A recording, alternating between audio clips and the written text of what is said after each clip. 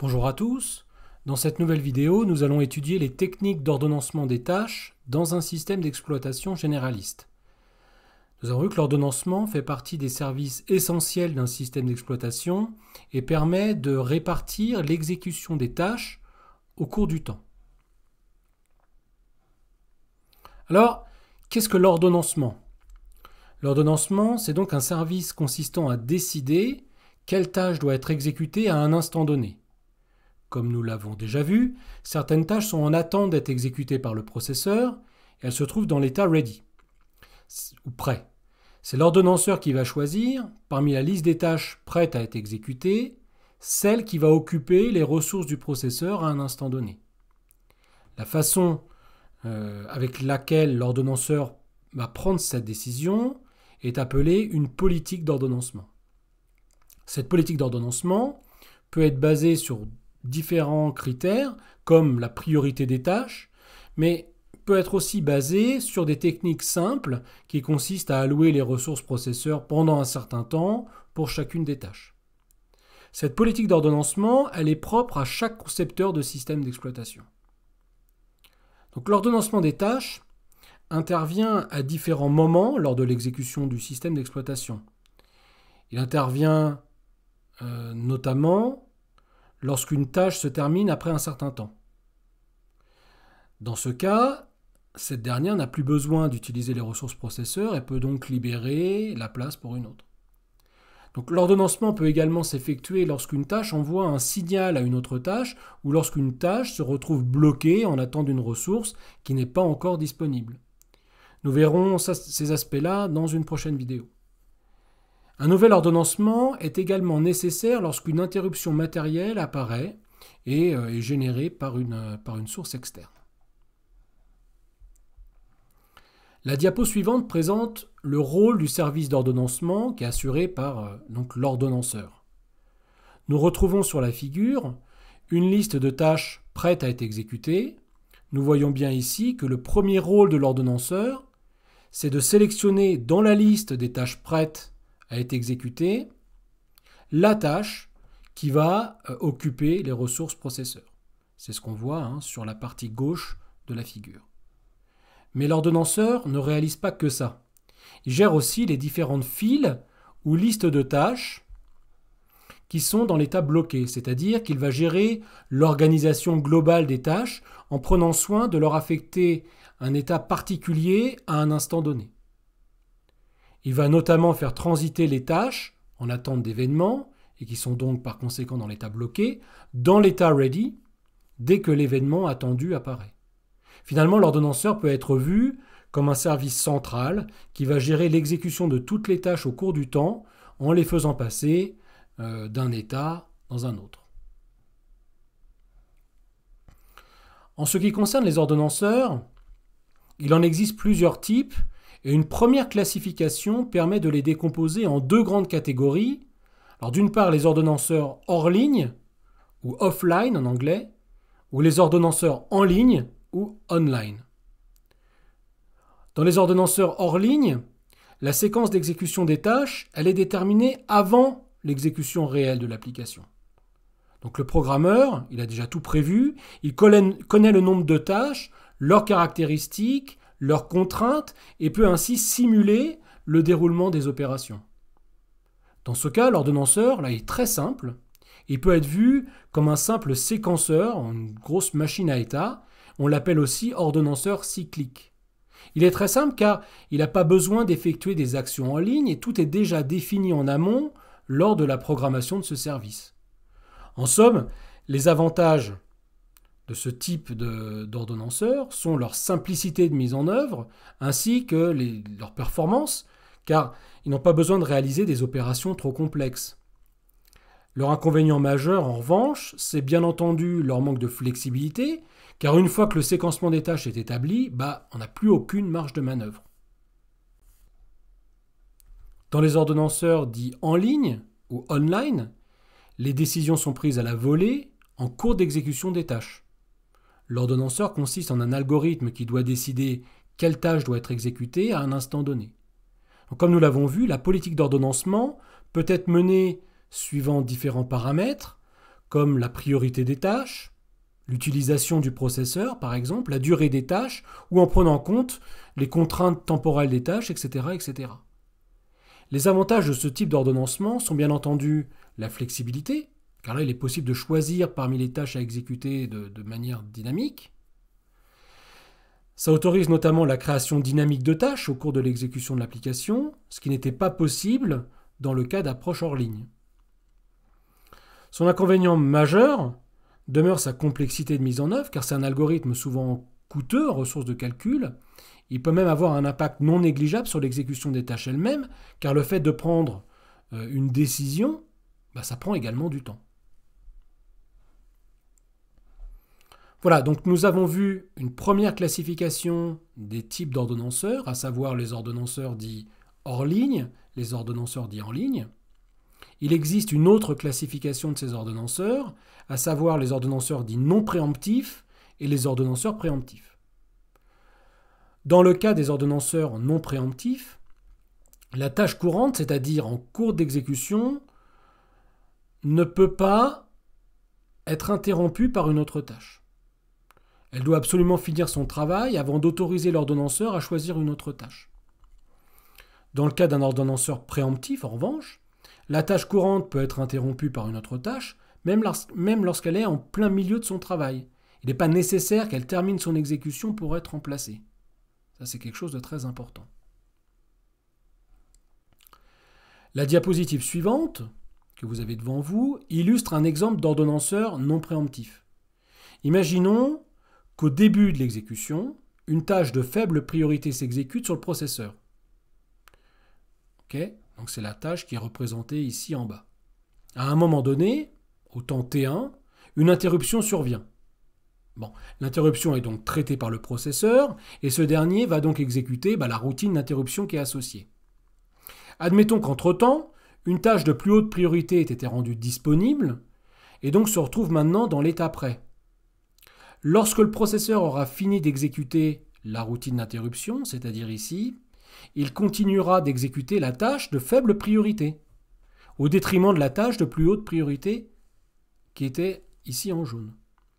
Donc c'est seulement lorsque la tâche de plus faible priorité aura terminé son travail que l'ordonnanceur choisira d'exécuter la tâche en jaune, la tâche de plus haute priorité. Ça illustre complètement le mécanisme d'ordonnanceur non préemptif. Il est impossible d'interrompre l'exécution d'une tâche par une autre tâche, même si cette dernière a une priorité plus grande. Dans le cas maintenant d'un ordonnanceur préemptif, avec le même scénario d'exécution, lorsque le processeur finit d'exécuter la routine d'interruption, c'est-à-dire qu'on est ici, il va interrompre ou préempter l'exécution de la tâche de plus faible priorité pour exécuter la tâche de plus haute priorité. Donc une fois que la tâche de plus haute priorité ici, en jaune, a terminé son travail, l'ordonnanceur continuera à exécuter, cette fois-ci il reviendra là, et il continuera à exécuter la tâche de plus basse priorité, là où elle s'était interrompue. Donc en conclusion, un ordonnanceur préemptif, il permet d'interrompre l'exécution d'une tâche par une autre tâche en cours d'exécution. Ce concept de préemption est très important. On reviendra dessus dans d'autres vidéos lorsque nous étudierons les systèmes temps réel, car ces derniers auront nécessairement besoin de prendre en compte l'importance, la particularité des tâches, et donc d'autoriser la préemption. Maintenant, nous allons étudier différentes politiques d'ordonnancement très classiques et très connues. Ces politiques sont à la base des mécanismes d'ordonnancement que l'on trouve dans les systèmes d'exploitation généralistes actuels, tels que Windows, par exemple, Linux ou macOS. Nous allons étudier trois types d'ordonnancement spécifiques. Le premier est appelé FCFS, ou First Come, First Served, ou premier arrivé, premier servi en français. Le second consiste à utiliser le partage du temps. Et le troisième type d'ordonnancement est basé sur la priorité des tâches. Donc, commençons par le premier algorithme d'ordonnancement. C'est donc l'algorithme premier arrivé, premier servi. On l'appelle également FIFO pour First In, First Out. Afin d'illustrer son fonctionnement, nous allons considérer un exemple simple où trois tâches, T1, T2 et T3 arrivent dans cet ordre au cours de leur exécution. Donc la tâche T1 doit s'exécuter pendant 24 unités de temps.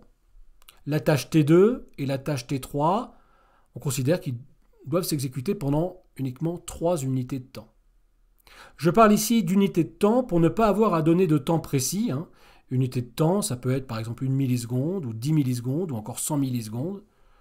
Ça peut être en fait un petit peu ce qu'on veut. Ça marchera dans tous les cas. Donc revenons au problème. À l'instant t égale 0, la première tâche qui va s'exécuter, c'est donc la tâche T1, puisque c'est la première à être arrivée. Elle va donc s'exécuter pendant 24 unités de temps.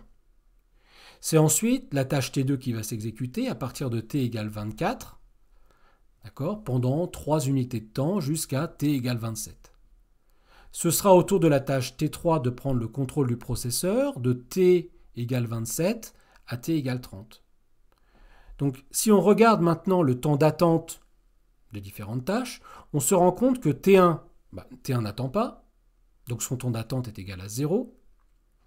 T2 doit attendre que T1 se termine, c'est-à-dire 24 unités de temps avant de s'exécuter. Finalement, T3 doit attendre 27 unités de temps. Si on regarde maintenant le temps moyen d'attente pour les 3 tâches, il est donc de 0 plus 24 plus 27 divisé par 3, ce qui donne 17 unités de temps. On peut également regarder le temps moyen de terminaison des tâches, qui est également un indicateur intéressant. Dans ce cas, il est de 24 plus 27 plus 30 divisé par 3, c'est-à-dire 27 unités de temps. Ce qu'on peut constater est qu'il existe un effet d'accumulation des tâches. Nous voyons bien que les tâches de plus petite durée sont finalement coincées derrière la tâche qui prend le plus de temps. Par analogie, on peut comparer cette situation à une queue de supermarché dans laquelle vous auriez acheté un unique produit, vous seriez positionné derrière une personne avec un caddie qui est rempli à ras-bord. Donc, vous seriez donc en train d'attendre que la première personne ait fini de déposer toutes ses courses avant de déposer votre produit sur le tapis de caisse. Donc on sent tout de suite que ce n'est pas une situation idéale. Je pense que tout le monde s'est retrouvé déjà dans cette situation-là. Dans l'exemple suivant, les tâches sont strictement identiques à l'exemple précédent. Seul l'ordre d'arrivée des tâches est différent. Ici, on suppose que les tâches arrivent dans l'ordre suivant, d'abord T2, puis ensuite T3, puis ensuite T1. Donc T2 va donc s'exécuter pendant 3 unités de temps, à partir de t égale 0. T3 s'exécutera ensuite de t égale 3 à t égale 6. Et ce sera au tour de T1 de s'exécuter à partir de t égale 6 pendant 24 unités de temps. En ce qui concerne le temps d'attente des différentes tâches, nous voyons bien que T2 n'a pas d'attente. T3 doit attendre 3 unités de temps avant de s'exécuter. Et T1, s'exécutant après T2 et T3, il doit attendre 6 unités de temps. Si on recalcule maintenant le temps moyen d'attente pour toutes les tâches, il est maintenant de 6 plus 0 plus 3 divisé par 3, ça fait donc 3. Dans cet exemple, le temps moyen de terminaison des tâches est quant à lui 3 plus 6 plus 30, le tout divisé par 3, et ça c'est égal à 13. Donc pour conclure, nous pouvons dire que dans le second cas, le temps d'attente moyen est bien meilleur que dans le premier cas puisqu'il est de 3 au lieu de 17. D'autre part, le temps moyen de terminaison est également meilleur dans le deuxième cas puisque 13 est plus petit que 27. Donc ce qu'on voit tout de suite est que la performance de cet algorithme d'ordonnancement dépend complètement de l'ordre dans lequel les tâches arrivent, ce qui peut être assez compliqué à prédire, surtout lorsque les tâches peuvent être créées dynamiquement en cours d'application. L'autre inconvénient majeur a déjà été évoqué et consiste à dire que les tâches de plus petite durée sont bloquées par des tâches dont la durée d'exécution est plus grande. Les avantages sont que cet algorithme est relativement simple à mettre en œuvre, puisqu'il s'agit essentiellement de mettre en place un mécanisme de type FIFO, dans lequel la première tâche arrivée, c'est la première tâche qui va s'exécuter. Le deuxième algorithme d'ordonnancement que nous allons étudier, c'est le round robin en anglais, ou le tourniquet en français. Dans cet algorithme d'ordonnancement, chaque tâche va recevoir une petite unité d'exécution du processeur. On parle de laps de temps, et généralement ce petit laps de temps, il va de 10 à 100 millisecondes. Ce petit laps de temps est également appelé un quantum, et lorsque ce quantum de temps est atteint, la tâche est préemptée et elle est ensuite ajoutée à la fin de la liste des tâches prêtes à être exécutées. Donc une fois que toutes les tâches dans la file d'attente, donc la file d'attente des tâches ready, se seront exécutées, la tâche pourra à nouveau être exécutée et obtenir les ressources du processeur. En gros, si n tâches sont dans la file d'attente des tâches prêtes à être exécutées et que le quantum de temps est égal à q, alors on peut dire que chaque tâche possédera le processeur pendant une fraction 1 sur n du temps processeur. Chaque fraction de temps durera q unités de temps. Et en ce qui concerne le temps d'attente, il sera au minimum de n-1 fois q unités de temps, puisqu'il faudra qu'une tâche attende que toutes les autres aient terminé leur exécution avant d'être exécutée elle-même. Donc cet algorithme, il est très dépendant de la valeur du quantum, c'est-à-dire de q. Si q est très grand, alors on se retrouve dans la situation du premier algorithme, à savoir l'algorithme du premier arrivé, premier servi. En revanche, si q est petit, alors les tâches vont se succéder très rapidement, ce qui peut poser aussi problème. En effet, rappelez-vous que lorsque l'ordonnanceur doit passer d'une tâche à une autre, il doit opérer ce qu'on appelle un changement de contexte. Et ce changement de contexte, il a une durée finalement qui n'est pas négligeable.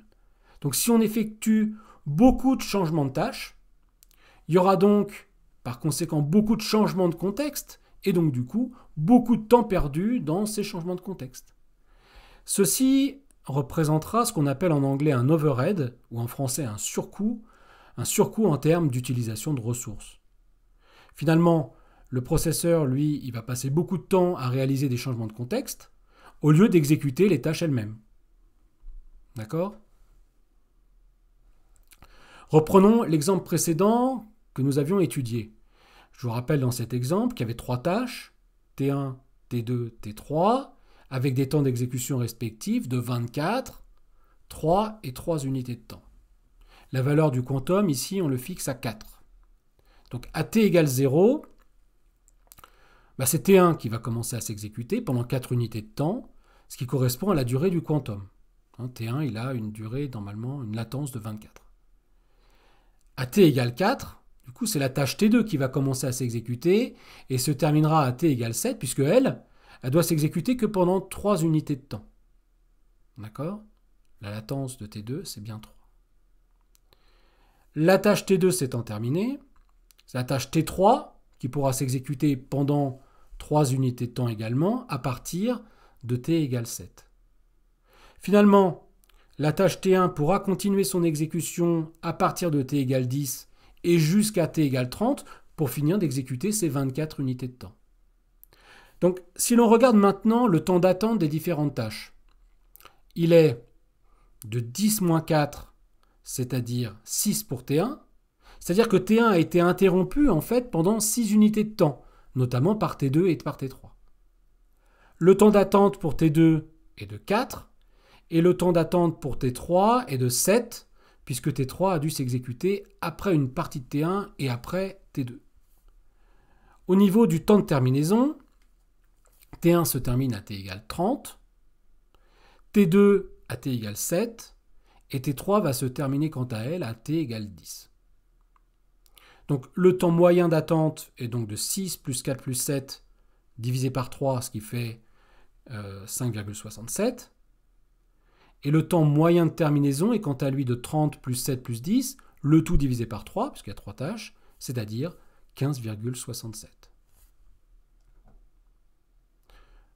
Pour conclure rapidement sur cet algorithme, on peut dire qu'il est bien meilleur pour des tâches qui sont relativement courtes. En revanche, il reste le problème du changement de contexte qui prend là encore du temps. Le problème principal qui se pose ici, c'est le choix du quantum Q. Nous avons déjà vu que si ce quantum est trop grand, alors le temps de réponse va être mauvais.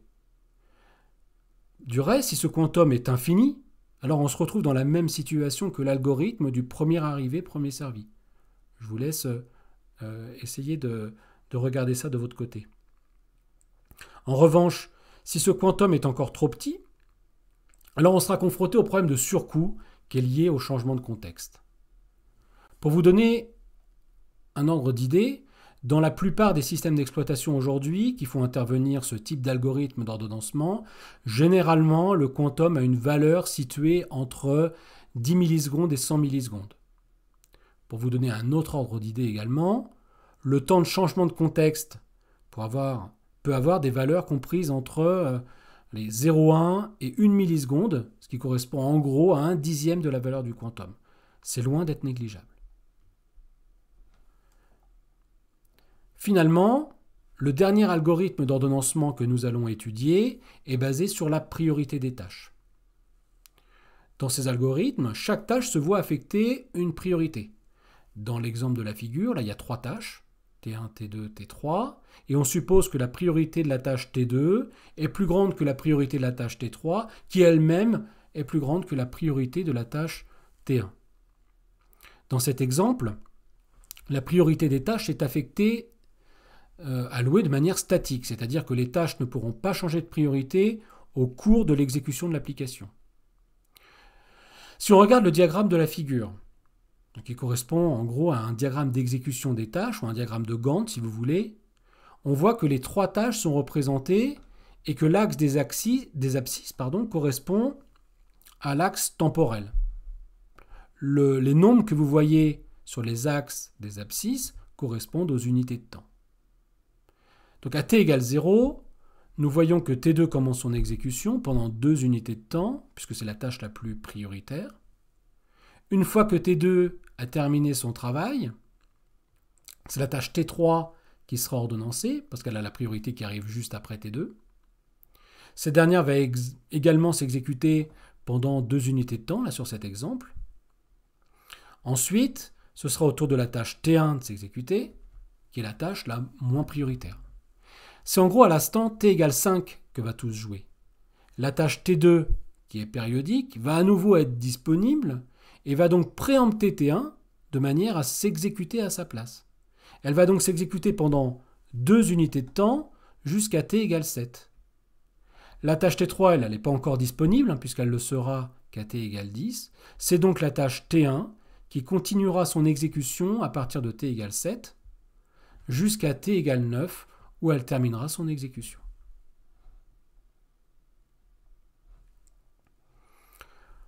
En conclusion, sur les algorithmes basés sur la priorité, on peut dire qu'un des avantages est le fait qu'ils prennent en compte l'importance relative des tâches. Ça, c'est quelque chose d'important parce que les tâches ont des degrés d'importance différents dans une application. En plus, il existe aussi des résultats théoriques qui permettent de prédire le respect des échéances et donc de s'assurer que certaines tâches respectent des contraintes qui leur sont imposées, notamment sur des contraintes d'exécution. On aura le temps de reparler de tout ça dans une autre vidéo. Les limitations de ces approches sont encore le changement de contexte, qui est toujours assez difficile à évaluer, à mesurer, et un autre problème concerne les tâches qui ont des petites priorités, parce que celles-ci peuvent attendre de manière complètement indéterminée. Il se peut, par exemple, que les tâches les plus prioritaires monopolisent toutes les ressources processeurs et laissent finalement très peu de temps aux tâches de faible priorité pour s'exécuter. Il se peut même que certaines tâches de faible priorité ne puissent jamais s'exécuter, c'est ce qu'on appelle la famine. Un autre problème qui se pose et qui n'est pas facile à résoudre, c'est le choix de la priorité d'une tâche. En effet, il peut être difficile, dans une application donnée, d'arriver à bien identifier la priorité des tâches les unes par rapport aux autres. C'est particulièrement le cas dans les applications qui possèdent beaucoup de tâches. Voilà, nous avons donc détaillé quelques algorithmes d'ordonnancement classiques. Il en existe beaucoup d'autres, et beaucoup plus complexes, mais qui sont souvent basés sur une composition des algorithmes que nous venons de voir. Donc dans une prochaine vidéo, nous aurons l'occasion de nous intéresser aux algorithmes d'ordonnancement spécifiques au système temps réel avec des contraintes beaucoup plus fortes. Donc merci beaucoup d'avoir regardé cette vidéo et à très bientôt.